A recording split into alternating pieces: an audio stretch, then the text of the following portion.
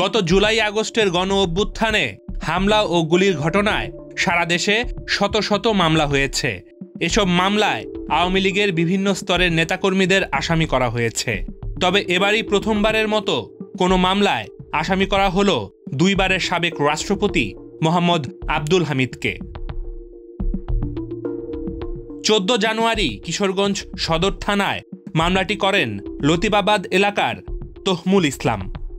জানা যায়, আন্দোলনে হামলা ও গুলির অভিযোগে সাবেক রাষ্ট্রপতি মোহাম্মদ আব্দুল হামিদের বিরুদ্ধে এই মামলা করা হয়।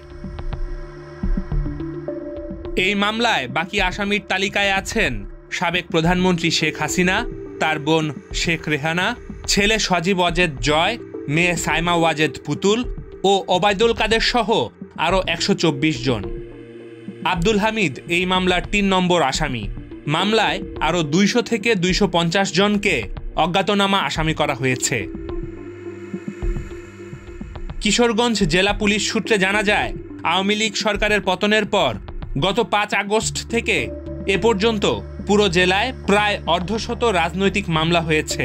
এসব মামলায় প্রায় 4000 জনের নাম উল্লেখ সহ অজ্ঞাত আরও 10,000-এর বেশি লোককে আসামি করা হয়েছে। Desk report, the financial express.